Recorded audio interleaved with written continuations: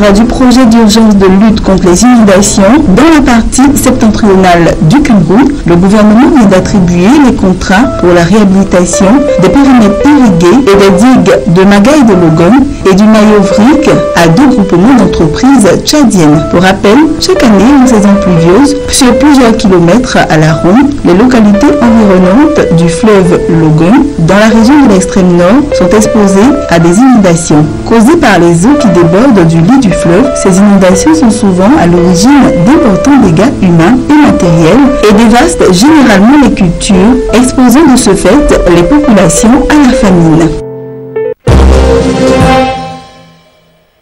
L'Égypte sollicitera de nouveau le marché international de la dette durant le premier semestre 2016, rapporte l'agence Reuters, citant le ministre égyptien des Finances. En Égypte, l'année fiscale s'étale entre juillet et juin. En juin dernier, l'Égypte avait réussi son retour sur le marché international de la dette après 5 ans d'absence, en levant 1,5 milliard de dollars grâce à un eurobond d'une maturité de 10 ans. Le leader de cet eurobond, dont le taux a été fixé à 6%, avait alors atteint 4,5 milliards.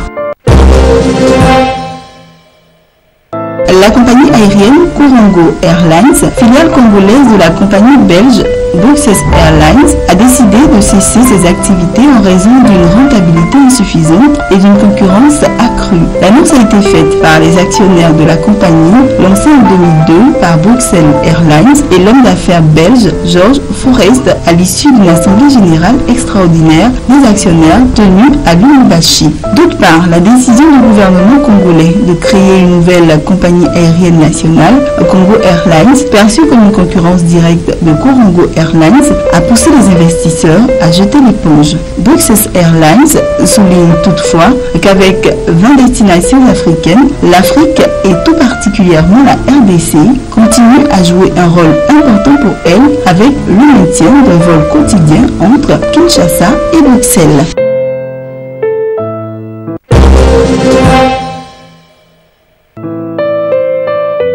Le Gabon est le pays d'Afrique subsaharienne présentant le plus gros potentiel dans le domaine de la grande distribution selon l'indice africain Retail Development Index 2015 publié le 8 septembre par le cabinet de conseil en stratégie Etienne Kearney. Ce classement se base sur plusieurs critères tels que le risque pays, la taille de la population urbaine, le climat des affaires et le degré de saturation du marché. Le Gabon devrait enregistrer une croissance économique de 5,5% en 2016 contre une moyenne de 5,1% pour l'ensemble de l'Afrique subsaharienne, selon les prévisions du Fonds monétaire international. Autre atout, environ 90% de la population de ce pays d'Afrique centrale se trouve dans les villes, alors que la classe moyenne est stable. Le Botswana arrive en deuxième position dans l'indice ARDI qui a évalué le potentiel des marchés de la grande distribution dans 48 pays d'Afrique subsaharienne.